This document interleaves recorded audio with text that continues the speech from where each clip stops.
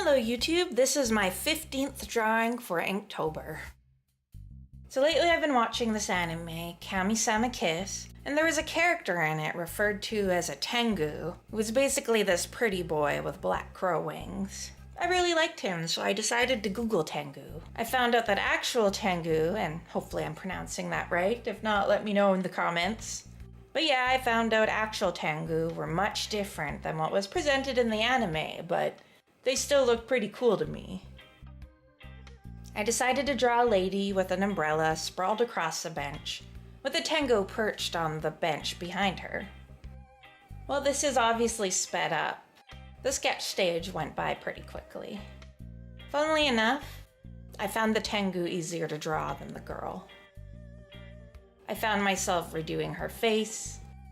I redid her head at one point because even though I was okay with how it looked, she was looking straight forward and I needed her to be looking at the Tengu because I wanted them to be interacting. I was also a little self-conscious about her outfit and her hair ornaments. I love anime and I've read memoirs of a geisha, but I don't have a ton of experience in researching Japanese clothing and jewelry. I don't understand all of the significance behind it, so I'm hoping I didn't make any faux pas in her outfit and her hair ornaments.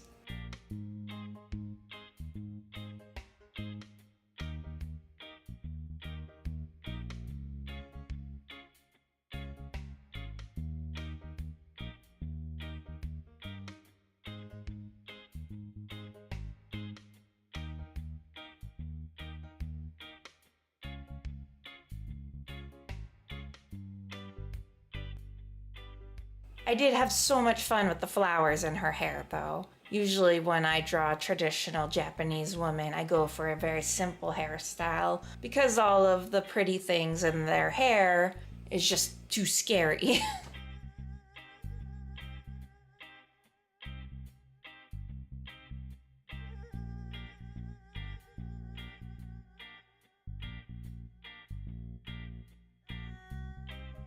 Her umbrella was a challenge for me. I think I need to practice drawing circles and just getting my hand used to those type of strokes separately.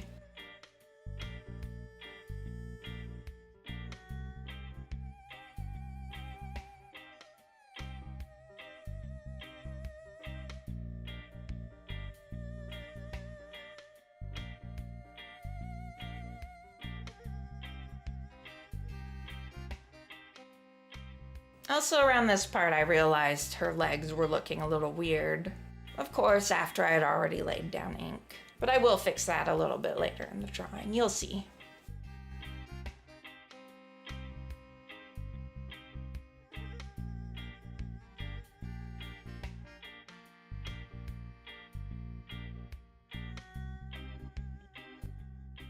Watching the video too, it's kind of funny to me how messy the bench looks. Later on, I add wood texture to the bench, and it makes it look a lot better.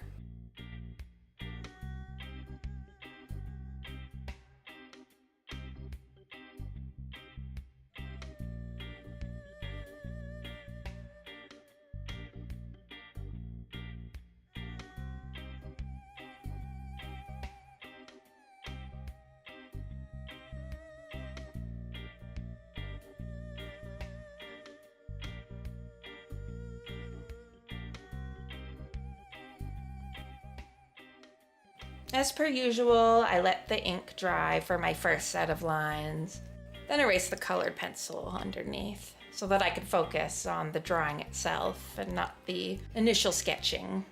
I used my pink Crayola pencil to draw in how her legs would connect together beneath the kimono, then added in those lines with black ink where her knees were. The plan was to give her a black kimono so I could effectively erase her second set of knees down there.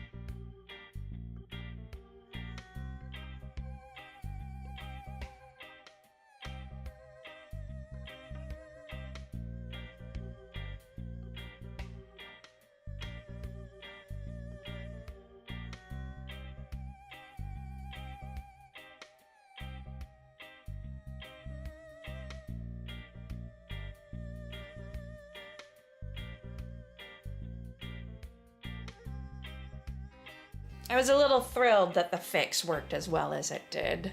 By the time I'd realized my mistake, I had put an okay amount of work into this drawing. I really didn't want to have to restart it. When I get back to using my Copic markers, I think I want to do an elaborate, pretty kimono drawing with lots of patterns and color. And it would give me an opportunity to understand kimono better and how they go together and what's appropriate for who to wear what style.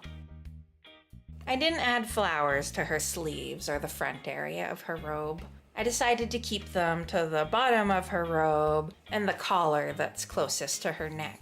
I knew I was going to texturize the wood and add some texture to the rest of her. I didn't want to make the same mistake I'd made with my Monstrous Nightmare fan art and overdo it on the texture.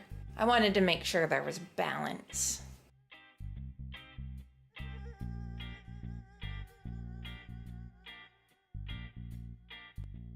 I have to admit, I felt a little clever using dots to shade her socks, whereas I used cross-hatching for her skin. I thought it created a nice sense of separation from what's organic and skin-like and what is her outfit.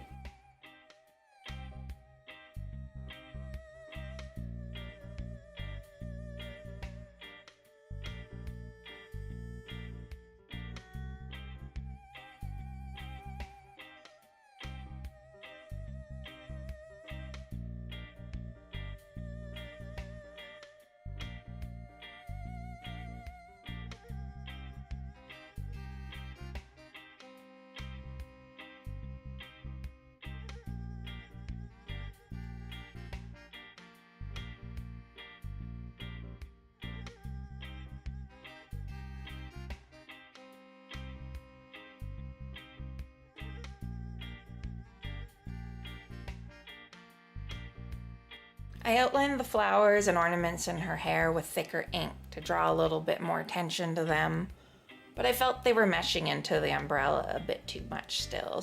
I thought making the umbrella black to match her kimono would let the flowers pop out a bit more. I wouldn't say it worked perfectly because there are still the white parts of the umbrella that overlap with the flowers. But I still think it looks infinitely better than if I had given the umbrella its own texture as well.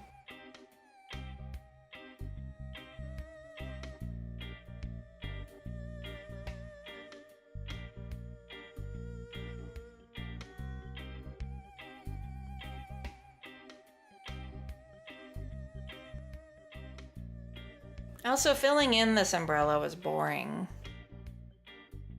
I was happy the chunks of black weren't as streaky as I'm used to, but I think the fact that I was bored is visible. I felt like I did a lot of bad filling in here.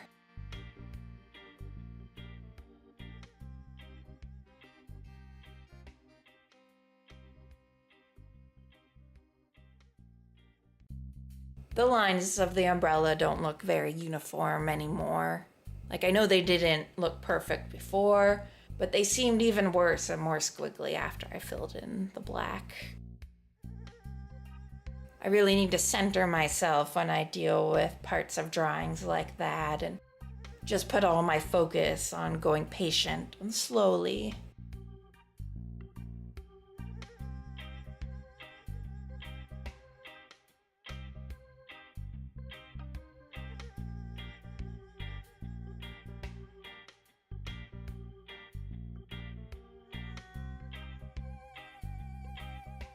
Creating the wood texture was so much fun. Part of that might have to do with the fact that I felt like it was such an easy thing to do. I just used reference photos of pieces of wood and benches, and it naturally seemed to come together. I really am happy with the decision to make the kimono black. If the kimono was another set of colors and textures, I don't think I would have gotten away with making the wood as textured as it was. And the bench just looks so much better when I added in the wood texture to it. It did look very sloppy before.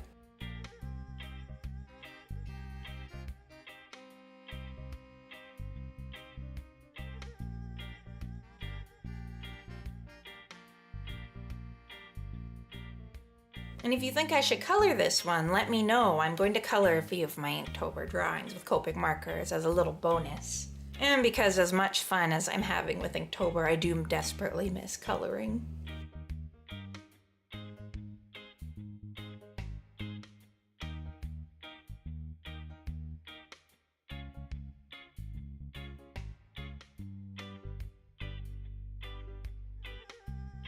I gave Mr. Tengu spots of black on his outfit too, so that he would match her a bit more. She had so much black on her, she was sucking up all the attention.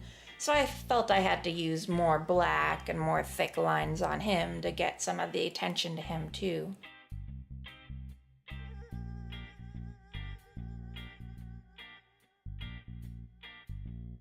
That's partly why I gave him a super dotty, textury sleeve as well, and pants.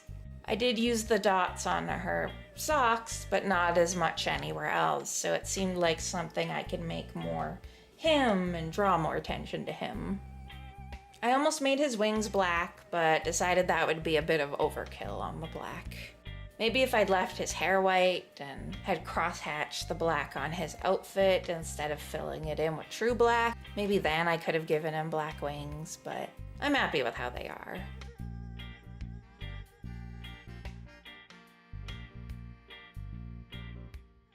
If I made any changes, I think the only change I'd make to his wings is I wouldn't have used a brush pen to ink the right wing.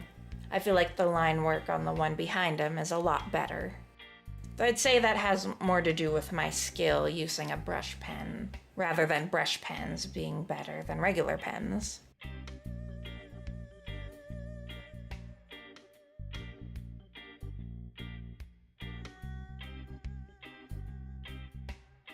And here's the final. If you enjoyed this video, please like it and subscribe to my channel.